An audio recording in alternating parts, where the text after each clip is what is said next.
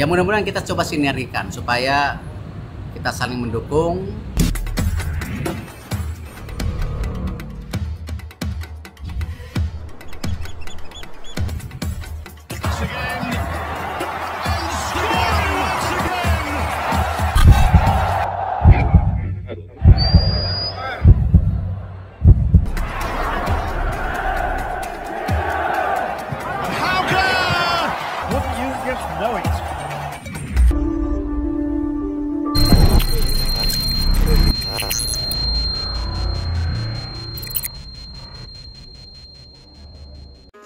Shin Tae-yong disebut media Cina sempat ingin naturalisasi Matheus Pato untuk timnas Indonesia.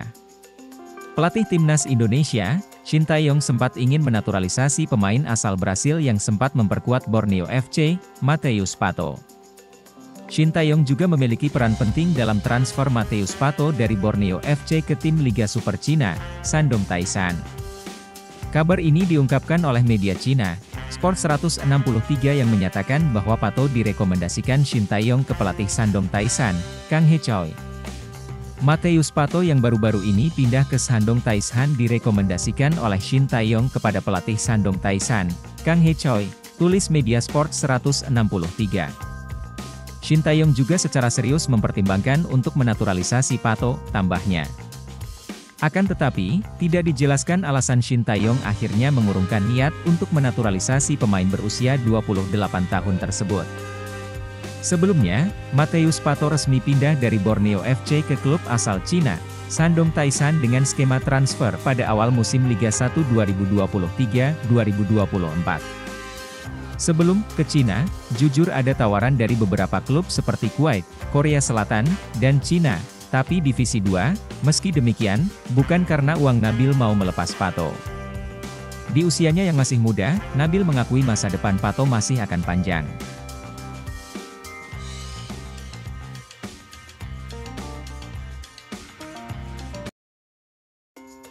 Seperti ini skuad timnas Indonesia jika diisi para pemain keturunan yang moncer, bikin lawan ketar-ketir. Di bawah arahan Shin Tae-yong kini timnas Indonesia di berbagai kelompok umur perlahan kembali menunjukkan tajinya di level Asia di mana skuad Garuda berhasil lolos ke Piala Asia. Setelah sebelumnya timnas Indonesia senior memastikan 1 tiket untuk bisa berlaga di Piala Asia, terbaru skuad Garuda Muda, timnas Indonesia U23 memastikan lolos ke putaran final Piala Asia U23.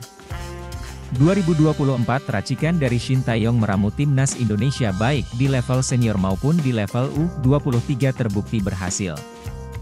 Kombinasi pemain muda dan juga pemain naturalisasi yang dilakukan Shin Tae-yong terbukti membuat timnas Indonesia semakin kuat. Pasalnya, dalam hal naturalisasi, Shin Tae-yong tidak ingin asal menaturalisasi pemain untuk memperkuat timnas Indonesia. Para pemain yang memiliki darah keturunan Indonesia dipantau dengan teliti untuk menentukan layakkah mereka memperkuat timnas Indonesia. Dan sejauh ini, sejumlah pemain yang sudah dinaturalisasi terbukti memiliki peran penting di dalam skuad timnas Indonesia baik di level senior maupun di level U23. Nama seperti Mark Klok, Jordi Amat dan Elkan Bagot menjelma menjadi sosok penting di skuad timnas Indonesia.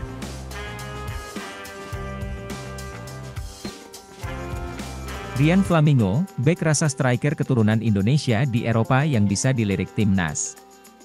Nama Rian Flamingo mungkin bisa jadi salah satu referensi buat timnas Indonesia yang sedang gencar mencari pemain keturunan berkualitas dari Eropa. Jelang tampil di sejumlah ajang bergengsi tahun depan, PSSI dan pelatih timnas Indonesia memang terlihat aktif memantau para pemain keturunan yang berkualitas di luar negeri.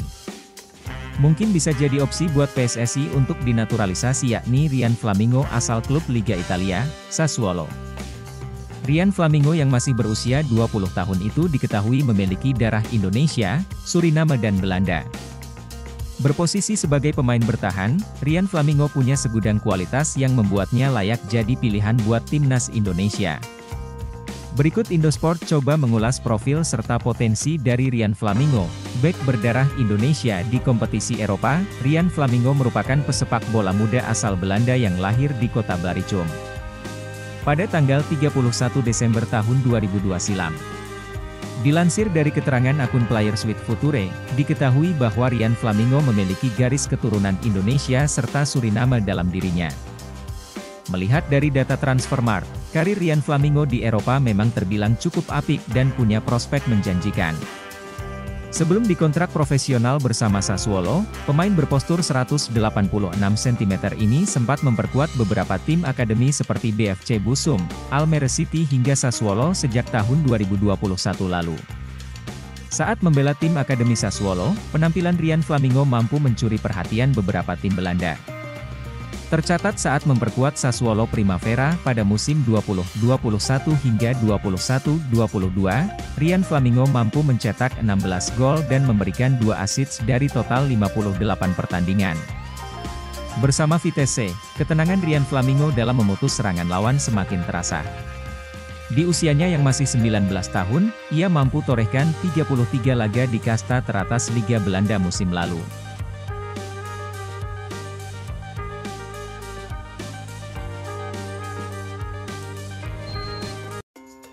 Nama-nama yang menjadi calon pemain naturalisasi terbaru Timnas Indonesia tengah dinanti-nanti oleh publik. Sebab, PSSI sempat berjanji mencari pemain keturunan, Grade A, untuk Piala Asia 2023.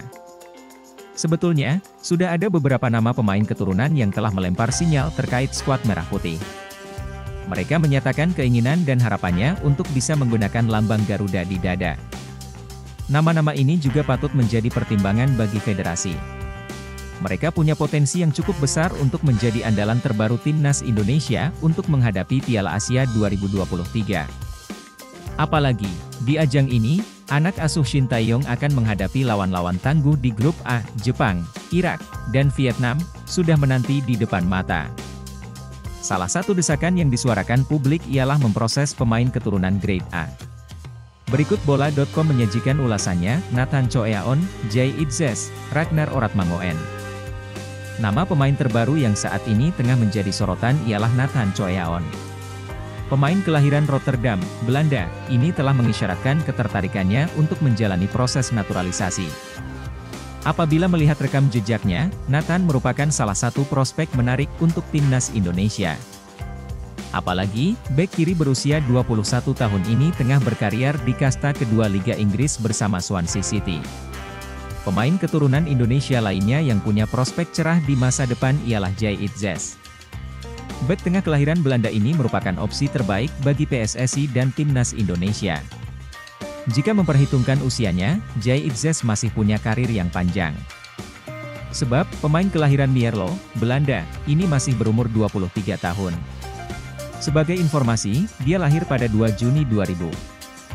Setelah sempat malang melintang bersama sejumlah klub kasta tertinggi Liga Belanda seperti FC Eindhoven dan Go Ahead Eagles, pemain berpostur 190 cm itu kini merumput bersama klub kasta kedua Liga Italia, Venezia, pemain naturalisasi berlabel Grade A lainnya yang juga bisa menjadi alternatif bagi PSSI dan Timnas Indonesia ialah Ragnar Oratmangoen. Saat ini, dia berkarier di kasta tertinggi Liga Belanda bersama Fortuna Sittard. Pemain yang posisi naturalnya sebagai winger kiri ini memang punya atribut multiposisi. Sebab, dia juga bisa diplot sebagai gelandang serang maupun gelandang tengah andai kebutuhannya mendesak. Secara pengalaman, Ragnar punya jam terbang yang menarik di kasta tertinggi Liga Belanda. Selama 2 musim terakhir, dia aktif bermain di Eredivisie, baik itu bersama Go Ahead Eagles maupun FC Groningen.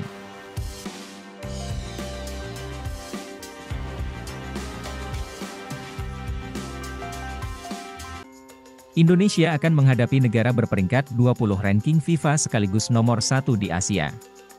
Ya, Jepang. Pada Piala Dunia 2022 lalu, mereka berhasil mengalahkan Jerman dan Spanyol. Sementara Indonesia, merupakan tim nasional sepak bola yang sedang mencoba membangun kekuatan di Asia. Persiapan Indonesia menuju Piala Asia 2023 pun sangatlah panjang. Dalam persiapan itu juga sepak bola Indonesia memanfaatkan Jepang demi kemajuan. Tepatnya pada Mei 2023 lalu, ketika PSSI bekerja sama dengan Jepang dalam beberapa poin, seperti kualitas wasit dan sepak bola perempuan. Namun demi berbicara banyak di Piala Asia 2023, Memasok skuad dengan kekuatan pemain-pemain naturalisasi, seperti menjadi hal utama. Cara itu seolah menjadi sebuah jalan pintas demi skuad yang berkualitas. Tengok saja jajaran pemain-pemain Indonesia saat ini dihuni oleh 7 pemain naturalisasi. Jordi Amat, Sandy Walsh, Shane Patinama, Ivar Jenner, Rafael Struijk, Mark Klok, dan Stefano Lillipali, menjadi wajah asing di skuad Indonesia era kepelatihan Shin Tae-yong. Shin bukannya tidak pernah meminta secara langsung proses naturalisasi. Sebagai pelatih, tentu ia ingin mempunyai pemain berkualitas di dalam timnya. Pada Februari 2023 lalu, dia pernah secara langsung meminta kepada Presiden RI, Joko Widodo, untuk mempercepat proses naturalisasi. Khususnya pemain yang saat itu dipersiapkan untuk Piala Dunia U20. Memang proses naturalisasi U20 sedikit terlambat dan saya mohon perhatiannya dari Pak Presiden. 3 pemain ini, Ivar Jenner, Rafael Struijk, dan Justin Hubner, harus cepat bergabung barulah kita membuat tim yang baik. Jujur sampai saat ini memang sangat kurang waktunya buat membuat tim yang baik, ujar Shin seperti dilansir dari detik.com.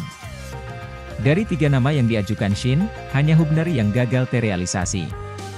Desakan Shin untuk menggunakan pemain naturalisasi memang tidak lepas dari keinginannya untuk mencapai prestasi. Apalagi sistem pembinaan dan liga yang ada di Indonesia seperti tidak mampu menyediakan pemain sesuai kriteria Shin. Mengingat pondasi jangka panjang pembinaan kelompok umur terstruktur, belum mendapatkan prioritas besar. Padahal PSSI memiliki gagasan pembinaan bernama EPA, Elite Pro Academy. Seyogianya, EPA menjadi kawah candra di muka bagi pemain-pemain muda untuk mendapatkan jam terbang.